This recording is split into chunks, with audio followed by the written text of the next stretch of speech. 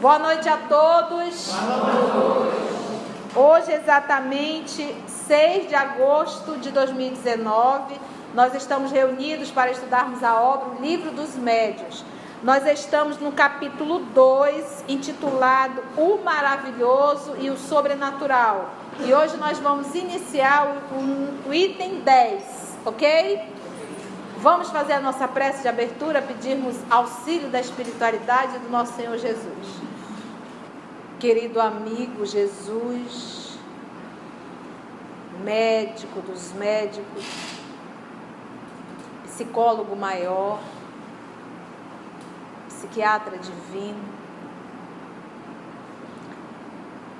nós, a humanidade terrena, clamamos pelo teu auxílio. A humanidade terrena sofre com adoecimentos psicológicos e emocionais. O índice de depressão aumenta, o movimento do suicídio cada vez maior.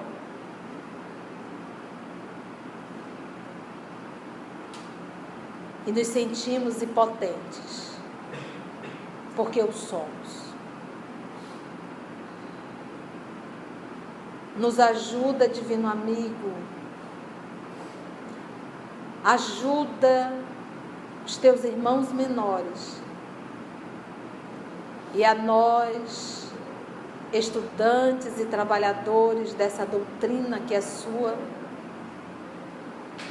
que o Senhor nos ajude a ter sensibilidade suficiente para poder acolher a quem necessita.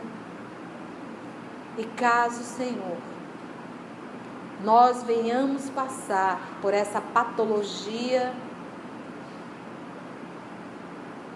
que nós possamos ter a esperança sempre em Ti. Nós lhe agradecemos pela nossa saúde física e mental.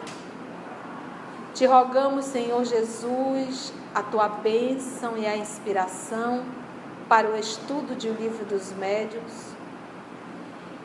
E que os amigos espirituais possam nos ajudar no entendimento, não no entendimento razão, mas no entendimento envolvendo o sentimento.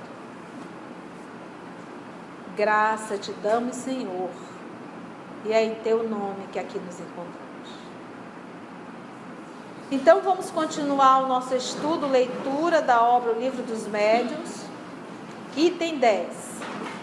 Lembra que o tema, o capítulo é do maravilhoso e do sobrenatural, tá? Para a gente entender a abordagem de Kardec. Para os que consideram a matéria a única potência da natureza, tudo o que não pode ser explicado pelas leis da matéria passa a ser o quê? É maravilhoso ou sobrenatural. Então, se a pessoa só consegue identificar e entender que a única potência da natureza é a matéria, tudo aquilo que foge a esse movimento da matéria, a pessoa passa a acreditar que aquilo é sobrenatural. É algo maravilhoso. Se de repente essa mesa, essa cadeira aqui, ela começa a subir, ela rodopia e solta. Para uma pessoa materialista que não sabe absolutamente nada de espiritualidade, isso para ela é um maravilhoso. Uau! É algo sobrenatural. Sobrenatural. Para alguém que não é, que sabe que existe uma força além das coisas de ordem material, vai explicar o qual fenômeno dessa mesa, essa cadeira está levantando e descendo. Não é sobrenatural. Há uma explicação lógica para ele. Para eles quem? Aqueles que consideram a matéria a única potência da natureza. Para eles, maravilhoso é sinônimo de superstição. Kardec grifou a palavra superstição. Se fosse assim, a religião, que se baseia na existência de um princípio imaterial. Imaterial por quê? Toda religião morreu, vai para onde? Quem vai? Então, parte do princípio que é algo que é imaterial. Confere? As religiões que se baseiam na existência de um princípio imaterial seria um mosaico de superstição. Um pedaço daqui, um pedaço dali, um pedaço daqui, um pedaço dali. Não ousam dizê-lo em voz alta, mas o dizem baixinho e julgam salvar as aparências ao condescenderem com uma religião necessária ao povo e às crianças, a fim de que estas se tornem ajuizadas. Ora, de duas, uma. Ou o princípio religioso é verdadeiro ou falso. Porque essas pessoas que negam esse movimento, o movimento das mesas, são pessoas religiosas. Se são religiosas, acreditam em um princípio imaterial. Então a religião é falsa. Isso é Kardec. Vamos entender a linha de raciocínio. Ele está aqui filosofando mesmo. Ora, de duas, uma. Ou o princípio religioso é verdadeiro, que seria algo imaterial, ou falso. Porque ao mesmo tempo que eu acredito na existência da alma, ao mesmo tempo eu nego que a alma pode se comunicar. Ao mesmo tempo que eu acredito na existência da alma, eu não acredito que alguém possa ver uma alma. Então passa a ser um contrassenso. Se for verdadeiro, ele o será para todo o mundo. Se for falso, não terá maior valor para os ignorantes do que para os instruídos. Item 11. Os que atacam o espiritismo em nome do maravilhoso se apoiam geralmente no princípio materialista.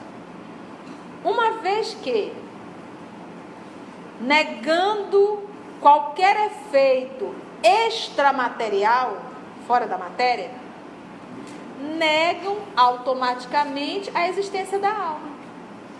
Entendeu isso? Ele está falando para os religiosos.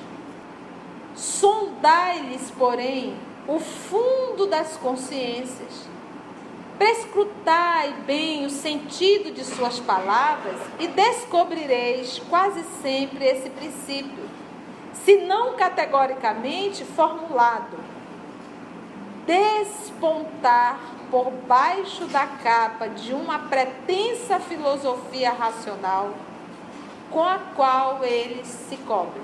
Pretensa filosofia racional. Lançando à conta do maravilhoso, tudo que decorre da existência da alma, são, pois, consequentes consigo mesmo, não admitindo a causa, não pode admitir os efeitos. Se não tem espírito, eu não tenho como admitir o efeito. Daí, entre eles, uma opinião preconcebida que os torna impróprios a julgar com isenção o espiritismo. Porque parte do princípio da negação de tudo o que não seja material. Quanto a nós, pela simples razão de admitirmos os efeitos que são a consequência da existência da alma, deveríamos aceitar todos os fatos qualificados de maravilhosos? Seríamos, porventura, os campeões de todos os sonhadores, os adeptos de todas as utopias, de todas as excentricidades sistemáticas? Somos campeão disso? Campeões? Quantos aí já não inventaram tantas coisas? Ele é sarcástico um pouco aqui, né? Pensar assim é conhecer bem pouco o espiritismo. Mas os nossos adversários não atentam nisto muito de perto. E você lembra que Kardec estava aqui, esse período aqui de Kardec, ele estava nadando contra a correnteza. Ele estava em Paris, ele estava na França. Cidade dos intelectuais. E se tem algo que quase sempre corrompe a mente humana, é a intelectualidade. Porque quando você desenvolve a intelectualidade, você começa a se sentir Deus. Quando você ganha um certificadozinho, que vai cheio de poeira, você se sente o próprio. Então imagina ele nesse momento, o nosso Chico no século XX, iníciozinho do século XX, ele penou muito para falar de espiritismo. Imagina isso no século XIX, meados do século XIX, um homem professor, químico, físico, que dava aula de astronomia, admitir a existência da alma em um período que o materialismo estava em todos os campos. Nós estávamos saindo da Idade Média, estávamos saindo de uma inquisição, de uma religião que oprimia. Então o pessoal odiava Deus e odiava tudo que era religião. Tanto é que o próprio Kardec, junto com aquele grupo que estava estudando espiritismo, houve uma divisão.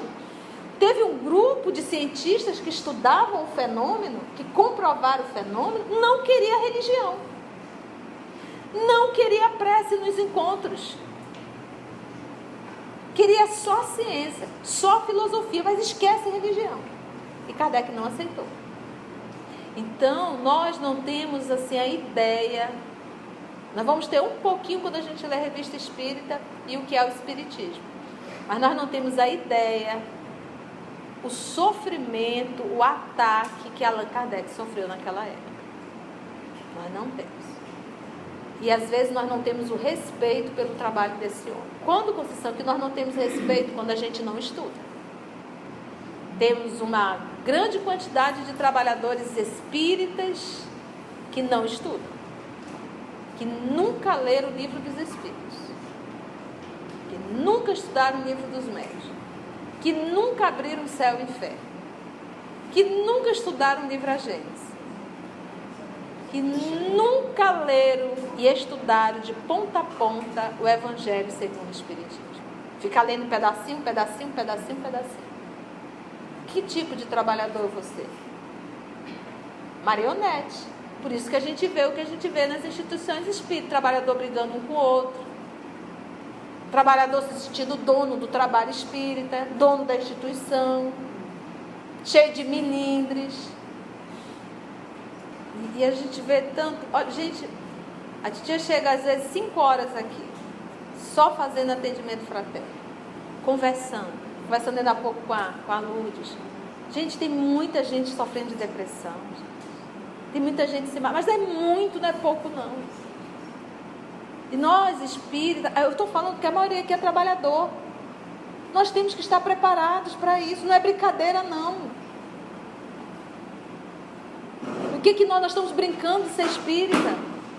Brincando de fazer diálogo, brincando de dar passe, brincando de sala de evangelho. Estudo de evangelho é coisa séria.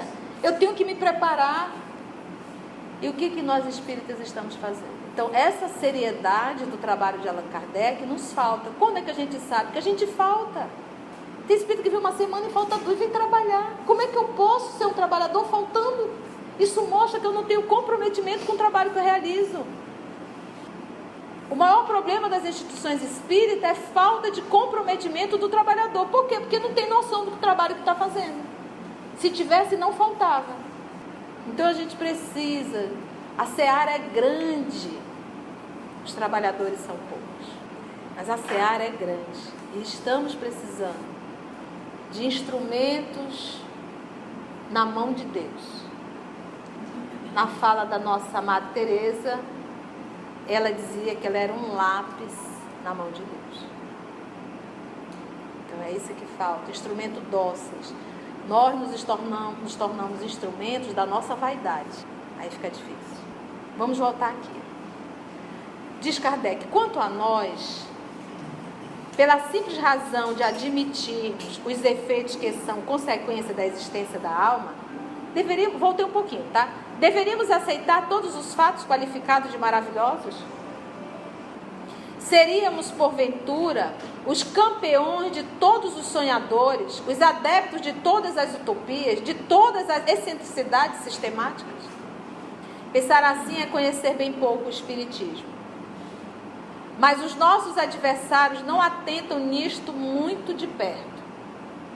A necessidade de conhecer aquilo que falam é a menor de suas preocupações, porque isso é algo meio que patológico. Como é que eu posso me arvorar a falar de algo que eu não conheço? E como nós temos esse hábito, a gente quer dar pitaco em tudo, a gente quer falar tudo e não conhece. Eu não tenho conhecimento para falar disso, mas quero falar. E tem aquele que consegue falar de tudo. Tudo qualquer, é espírito pseudo-sábio, tanto encarnado quanto desencarnado. E era essa puxada de Kardec, porque as pessoas se arvoravam a criticar o Espiritismo, mas não tinham estudado o Espiritismo. Porque para eu criticar, a primeira coisa que eu tenho que fazer é conhecer. Segundo eles, o maravilhoso é absurdo. Ora, o Espiritismo se apoia em fatos maravilhosos. Logo, o Espiritismo é absurdo, porque é maravilhoso, porque a pessoa não sabe explicar, então é uma maravilha, ver uma mesa subindo, né? E consideram, sem apelação, essa sentença. É absurdo. Acham que opõem um argumento irretorquível quando, depois de terem realizado eruditas pesquisas acerca dos convulsionários de Saint Médard, dos calvinistas, das Cevenes, vou trazer essas pesquisas aqui a próxima semana, tá, gente? Ou das religiosas de Loudun, que eu até tenho em casa, chegaram à descoberta de evidentes trapaças que ninguém contesta. Ele foi citando cada caso que era mentira verdadeiramente. Era falso. Mas isso não quer dizer que o Espiritismo era falso. Semelhantes histórias, porém, serão o evangelho do Espiritismo? Terão os seus partidários negado que o charlatanismo tem explorado em proveito próprio alguns fatos? Tem charlatão? Tem. Tem mentira? Tem. Tudo é mentira? Não. Então, de repente, eu convido a Lígia vai, e a Lígia, como uma pesquisadora, descobre que aquela situação era um charlatão. Ela viu, ela pesquisou e viu. Aí ela sai de lá dizendo, tá vendo, o Espiritismo é mentira. Isso não existe. Olha, o charlatão estava fazendo isso. Aí a pessoa vai e faz uma redundância. É a mesma coisa que eu visito uma instituição espírita, em que lá não é pautado a doutrina espírita, e a pessoa sai dali, visitou uma instituição espírita, e ela faz uma redundância. Todas as casas espíritas daquela forma. E não é assim. Terão os seus partidários negado que o charlatanismo tem explorado em proveito próprio alguns fatos?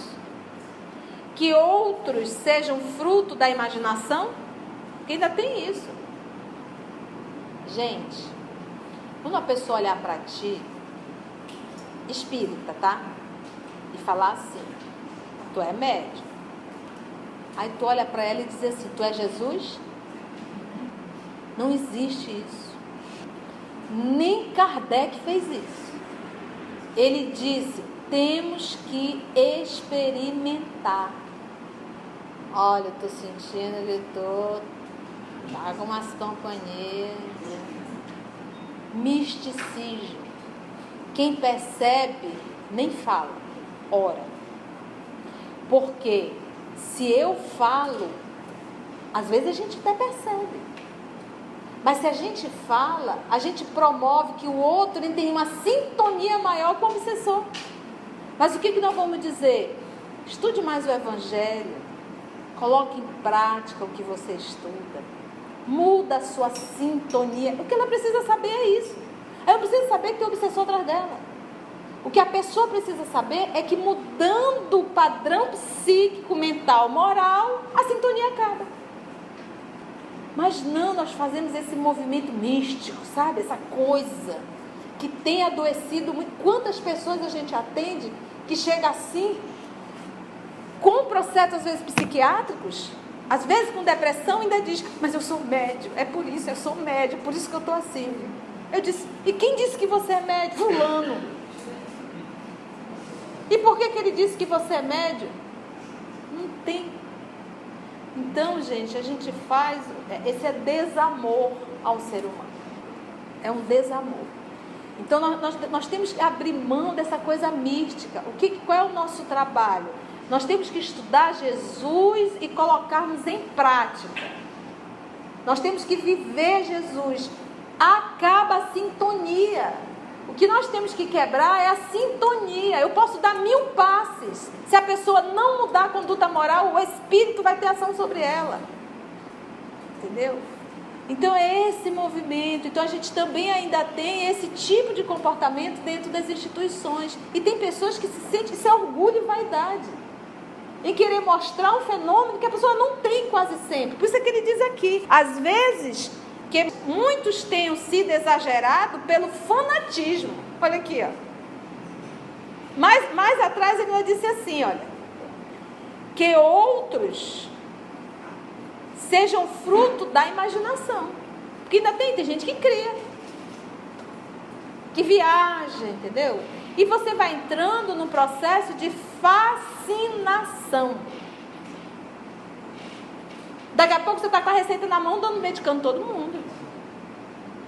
Então, na fala do Raul Teixeira, bom senso e água frutificada não faz mal para ninguém.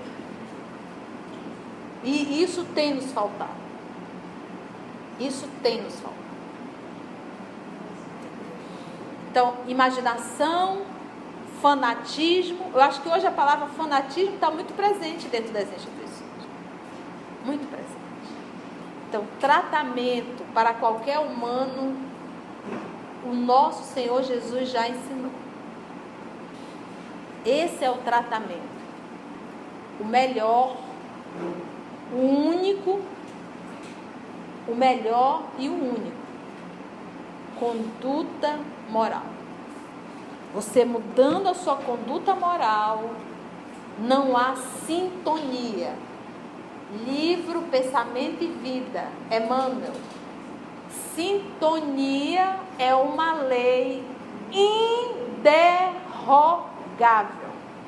Se você está em sintonia com um cão, a única pessoa que pode tirar essa sintonia é tu. Jesus deu o caminho, por isso é que ele é o caminho, a verdade e a verdadeira vida. Judas viveu lado a lado. E Jesus não pôde cortar a sintonia, porque é uma lei inderrogável, é uma lei. Então, isso nós perdemos na instituição. O movimento é vamos estudar o Evangelho, vamos colocar em prática, te torna um ser humano melhor, muda o teu padrão psíquico. Muda o teu padrão psíquico. Senão a obsessão vai continuar. E você e nós vamos perder mais uma encarnação. Eu acho que a primeira pergunta, a ideia é boa. É a boa vontade. A pessoa toda semana vai lá fazendo o Evangelho. E às vezes nós temos irmãos que sabem o livro dos Espíritos de cós salteado e não se predispõem a fazer um trabalho desse. Então, existe aí o trabalho de boa vontade. O movimento nesse caso, que a gente está falando da instituição espírita, o movimento nesse caso existe boa vontade? Existe. Agora, eu tenho que saber se essa pessoa aguenta o rojão. Aí entra o quê? Conduta moral. Porque eu posso ter 20 anos de instituição espírita e não ter mudado nada. E às vezes eu tenho 5 meses de instituição espírita e consegui fazer um movimento que aquele com 20 anos não conseguiu. Então, eu acho assim, a preocupação maior aí, porque a gente vê que tem a boa vontade do nosso irmão, a preocupação maior é porque quando você vai a um lugar, você tem que estar preparado moralmente. Porque às vezes eu posso vir à casa espírita, eu faço a prece aqui, faço tudo bonitinho, mas eu vou para lá e não estou preparada não. Tanto é que eu digo, não volto mais não. Então, em verdade, eu acho que a gente tem que avaliar aí verdadeiramente se eu vou aguentar um rojão, se eu tenho condição para estar nesse trabalho, principalmente sozinho. Entendeste? Então, admiro o trabalho do irmão e vamos dar tempo ao tempo e perguntar se o paciente tem se sentido bem. Se ele tem se sentido bem, a gente tem. O que a gente tem que ter o cuidado é que a gente não pode... Eu estou falando aqui dentro para todos. Se nós chegássemos nessa casa e víssemos isso, a nossa fala seria diferente. Talvez eu tivesse me unido e feito o evangelho junto com ele. Entendeu? Então, pois é. Mas é porque também... Pois é, então aí já mostra uma fragilidade. Então, isso é questão de tempo para ter um acidente. Isso é uma questão de tempo, entendeu? Então, você vê, se a pessoa não quer ajuda, é autossuficiente. Então, isso vai ter um acidente, é questão de tempo. A gente já viu isso várias vezes, entendeu? Então, mas o cerne da questão verdadeiramente, que nós estamos falando aqui, é esse processo aqui que Kardec já identificou naquela época. Imaginação, muitos tenham sido exagerados pelo fanatismo. Ele não é mais solidário com as extravagâncias que se cometem em seu nome do que a verdadeira ciência com os abusos da ignorância ou a verdadeira religião pelos excessos do fanatismo. Falando do espiritismo, muitos críticos só julgam o espiritismo pelos contos de fada e pelas lendas populares que eles são as ficções. Dar-se-ia a mesma coisa com quem quisesse julgar a história pelos romances históricos ou pelas tragédias. Kardec, mais uma vez, cutucando aqueles que criticavam o espiritismo. Tem uma fala de Kardec aqui no Livro dos Médiuns, ao decorrer, que ele diz assim: se eu chegasse em uma instituição espírita em que não houvesse conhecimento, estivesse inclusive fazendo coisas assim que não está muito de comum acordo com a doutrina espírita, mas que ali existisse amor, e uma outra instituição que estivesse toda pautada à luz da doutrina espírita, e ali não houvesse amor, ele ficaria na primeira instituição. Porque a segunda tem conhecimento, só isso. A primeira não há o conhecimento teórico, mas há o conhecimento prático. Porque todas as lições do Espiritismo é para nos ensinar a nos tornarmos pessoas melhores. E nós não podemos utilizar a verdade como chicote, esse é o nosso cuidado. E aí a fala do nosso Chico quando dizia: uma gota de verdade em 1 litro de amor. Porque isso aqui nos falta. Amor em nossa fala. O irmão já falava com o Chico, o evangelho é um dogma, é uma vida. É uma vida, para ser sentida mesmo. Aqui são pensamentos de Kardec. Eu acho que dá para ler mais o item 12, né? Em lógica elementar, para se discutir uma coisa é preciso conhecê-la. Fantástico, né? Para discutir é preciso o quê? Conhecer. A pior coisa que pode existir é você querer discutir algo com alguém que o outro ignora, que é muito mais complexo. Agora, você discutir um assunto com quem conhece, aí o papo é diferente. E o pior, normalmente quem ignora acha que sabe tudo. Em lógica elementar, para se discutir uma coisa é preciso conhecê-la. Porquanto a opinião de um crítico só tem valor quando ele fala com perfeito conhecimento de causa. Só então a sua opinião, ainda que errônea, poderá ser tomada em consideração. Mas que peso terá quando ele tratar de matéria que não conhece? A verdadeira crítica deve dar provas, não só de erudição, mas também de profundo conhecimento do objetivo tratado, de isenção no julgamento, de imparcialidade a toda prova. Porque você não pode puxar a sardinha, você tem que ser exatamente como ele diz aqui, uma imparcialidade total. Foi o que Kardec fez. Eu vou entrar, mas eu não vou puxar a sardinha para ninguém. Eu quero verdadeiramente avaliar o fato. A não ser assim, qualquer músico de feira poderá arrogar-se o direito de julgar Rossini e um aprendiz de pintor, o de censurar até mesmo Rafael. Então ele fez aqui, tirou novamente, né?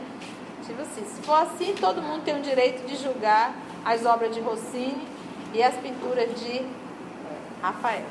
Esse primeiro capítulo, o segundo capítulo, é filosofia. Kardec está fazendo aquele movimento da introdução mesmo. Ele está preparando o campo para entrar verdadeiramente no fato, naquele fenômeno no fato. Então, gente, eu acho que a dica é: não discute religião com ninguém. Não discute. Lembra sempre da fala: 1 litro de amor, uma gota de verdade. E esse outro movimento também, ter muito cuidado com essas pessoas dentro das instituições que estão fanáticas. É impossível alguém olhar e dizer: tu é médium. Isso já causa um problema muito grande para a criatura. Quem verdadeiramente percebe que a pessoa não está com uma boa companhia, o próprio livro dos médiuns nos orienta: não fale, ore.